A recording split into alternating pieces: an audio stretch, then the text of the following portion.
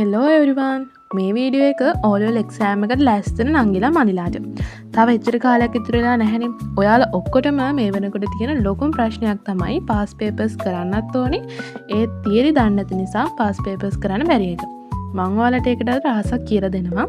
ඒ නිසා මේ වීඩියෝ එක අන්තිම වෙනකම් බලන්න. ඒ වගේම මගේ channel එක subscribe කරලා තියාගන්න. එහෙනම් දැන් යමු වීඩියෝ එකට. ඕලෙවල් එක්සෑම් එකට තව මාස කීපයක් තියේදී විෂයන් 9ම තියරි කවර් කරන ගමන් පාස් පේපර්ස් කරන හොඳම ක්‍රමයක් තමයි රිවර්ස් ඇක්ටිව් රීකෝල් මෙතඩ් එක කියන්නේ. අපි බලමු මේක කරන්නේ කොහොමද කියලා. මුලින්ම වැදගත් දෙයක් කියන්න ඕනි. ගොඩක් අය කරන ලොකුම වැරද්දක් තමයි මුළු සිලබස් එකම පාඩම් කරලා ඉවර වෙනකම් ඉන්නවා පාස් පේපර්ස් කරන්න. ඒත් ඉක්මනට කාලය යන නිසා ඔයා එහෙම කරන්න හිටියොත් ඔයාට කවදාවත් පාස් පේපර්ස් වලට නම් උත්තර දෙන්න වෙන්නේ නැහැ. ඒ නිසා ඔයා අද ඉඳන් මම මේ කියලා දෙන විදිහට වැඩ කරන්න පටන් ගන්න ඕනේ.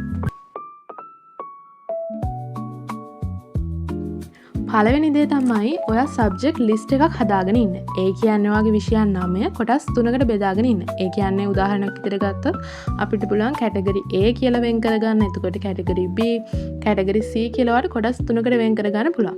ඉතින් මම මේ කියන විදිහට බෙදාගෙන ඉන්න. ඉතින් ඔයාලට පුළුවන් කැටගරි A කියන එකට ගන්න. අපිට තියෙනවානේ අර ගණනය කිරීම සහ ප්‍රායෝගිකව තියෙන සබ්ජෙක්ට්. උදාහරණයක් විදිහට ගණන්, විද්‍යාව. ඒ ඔයාලට පුළුවන් කැටගරි A එකකට ගන්න. ඒ වගේම ඔයාලට තියෙනවා පාඩම් කරලා මතක තියාගන්න පුළුවන් සබ්ජෙක්ට්. ඒ කියන්නේ ඉතිහාසය, සිංහල, ආගම කියන සබ්ජෙක්ට් පාඩම් කරන්න ඕනේ අනිවාර්යෙන්. ඉතින් ඒක කැටගරි B එකට ගන්න ඕනේ. ඒ වගේම කැටගරි C එකට ඔයාලට පුළුවන් ඉංග්‍රීසි, එතකොට බාස්කට් සබ්ජෙක්ට් තියෙනවානේ. ඉතින් ඔයා කරන සබ්ජෙක්ට් ඔයා ගන්න. එතකොට මේවා කෙටි ප්‍රශ්න සහ ස්කිල්ස් කියලා ඒකට වැටෙන තමයි මේ සබ්ජෙක්ට් තියෙන්නේ. ඉතින් ඔයාලට පුළුවන් මේ විදිහට කැටගරි වලට වෙන් කරගෙන ඉන්න.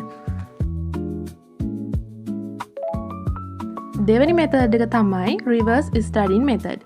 ඒ කියන්නේ අපි හිතමු ඔයා පාස් පේපර්ස් කරනවා. ඒ වුණාට ඔයා පාස් පේපර්ස් කරන තියරි පාඩම් කළා. ඉතින් ගොඩාක් අය ඉන්නවනේ තියරි පාඩම් කළාම පාස් පේපර්ස් කරන්න. ඉතින් ඒකෙන් ඔයාට එක්සෑම් එකක් ලඟ වෙනකම්ම ඉන්න වෙනවා පාස් පේපර්ස් කරන්න. ඉතින් ඔයා ඒක නවත්තලා මේ රිවර්ස් ස්ටඩින් මෙතඩ් එක පාවිච්චි කරන්න ඕනේ. මොකද මේකෙන් කියන්නේ? මේකෙන් කරන්නේ පාස් පේපර්ස් හරහා පාඩම් කිරීම. එතකොට මේකෙන් ඔයාලට ලැබෙන වාසිය තමයි ඔයා පාඩම් කරන එකක් කරනවා. ඒ වගේම පාස් පේපර්ස් කරන එකක් කරනවා. ඉතින් මේක කරන විදිහ අපි පියවර දෙකකින් බලමු. පළවෙනි එක තමයි ටොපිකල් පාස් පේපර්ස් කිරීම.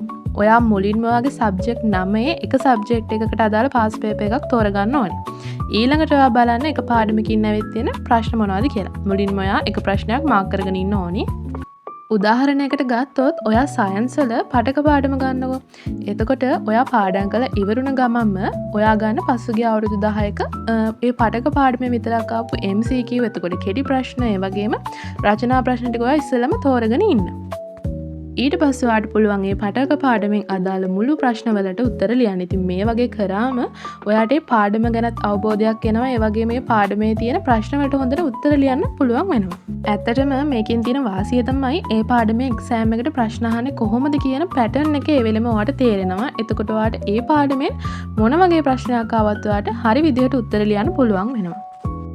රිවර්ස් ස්ටඩි මෙතඩ් එකේ දෙවෙනි පියවර තමයි පේපර් එකෙන් තියරි එකට යන එක. ඔයා හිතන්න ඔයාට පාස් පේපර් එකේ ප්‍රශ්නයක් කරද්දී එක ප්‍රශ්නයකට උත්තර මතක නැහැ. එහෙමත් නැත්නම් උත්තර වර්ධිනවා කියලා. උදාහරණයකට සිංහල සබ්ජෙක්ට් එකේ උද්ෘත පාඩයක් ගන්නකො. ඒක ඔයාට මතක නැත්නම් ඔයා කරන්න ඕනේ ඒ වෙලෙම පොත පෙරලා පොත බලාගෙන පේපර් එකට උත්තර ලියන එක නෙවෙයි. ගොඩාක් දෙනෙක් කරන්නේ ඒක. ඒක වැරදි දෙයක්.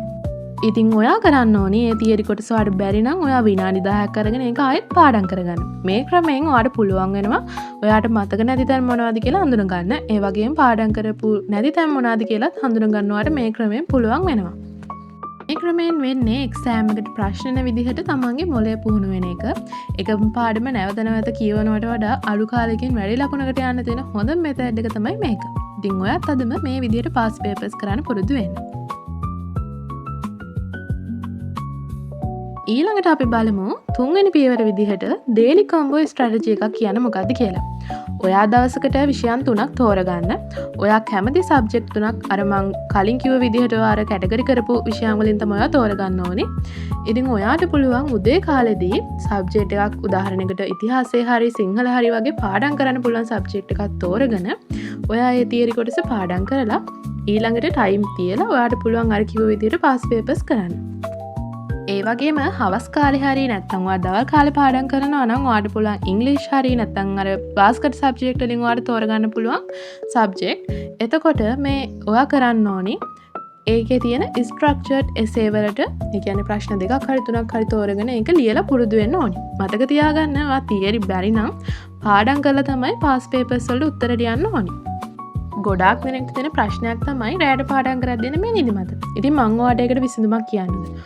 ඔයාට පුළුවන් ගණිතය හරි විද්‍යාව හරි සබ්ජෙක්ට් එකක් තෝරගෙන ඔයාට ඒකේ තියෙන ගොඩක් තර්කානුකූල විසඳන්න තියෙන ප්‍රශ්න ඉතින් ඔයාට පුළුවන් ගණන් හදන්න නැත්නම් ප්‍රශ්න වලට උත්තර ලියන්න විද්‍යාව සබ්ජෙක්ට් එකේ. එතකොට මේ වගේ විෂයක් තෝරගත්තම අපිට ඇත්තටම නිදිමතක් දැනෙන්නේ නැහැ. ඒක දිගටම ක්‍රමානුකූලව අපිට කරගෙන යන්න පුළුවන් වෙනවා. අවසානට වැදගත් දෙයක් කියන්න ඕනේ. ඔයාලට ලකුණු ගන්න පුළුවන් වැදගත් තැනක් තමයි MCQ කියන්නේ. සාමාන්‍යයෙන් O level paper එකට ලකුණු 35ක් වගේ ගන්න ඕනිනේ එකක් ගන්න. ඒ නිසා මේ විදිහටම ඔයා MCQත් හැමදාම කරලා පුරුදු වෙන්න ඕනේ. ඉතින් ඒක වැදගත්. ඔයා පුළුවන් තරම් MCQ එකට අවධානයක් දෙන්න. රචනා ප්‍රශ්න වලට අවධානයක් දෙනවා වගේම ඉතින් MCQත් පුළුවන් තරම් කරලා පුරුදු වෙන්න ඕනේ. ඉතින් නිකම් පොත දිහා බලාගෙන ඉන්නේ නැතුව මේ විදිහට රිවර්ස් මෙතඩ් එක අදම try කරන්න. ඉතින් O level කරන ළමයෙක්ට උනත් A level කරන ළමයෙක්ට උනත් වැඩිම ලකුණකට යන්න පුළුවන් හොඳම ක්‍රමයක් තමයි පාස් පේපර්ස් කරනවා කියන්නේ. ඉතින් ඔයා O level වලට හොඳ රිසල්ට් එකකට යන්න ඉන්නවා නම් ඔයාට අනිවාර්යෙන් කරන්න පුළුවන් දෙයක් තමයි මේ පාස් පේපර්ස් කරන එක. ඉතින් මේ වීඩියෝ එක ඔයාගේ O level කරන යාළුවන්ටත් දාන්න ෂෙයා කරන්න. ඊළඟට ඕනි මොන වගේ වීඩියෝ එකක්ද කියලා පහලින් කමෙන්ට් එකක් දාන්න අමතක කරන්න එපා. එහෙනම් තව මේ වගේ වීඩියෝ බලන්න මගේ channel එක subscribe කරලා තියාගන්න. එහෙනම් තව වීඩියෝ එකකින් හම්බ වෙනකම් ගිහින් යන්නම්. bye.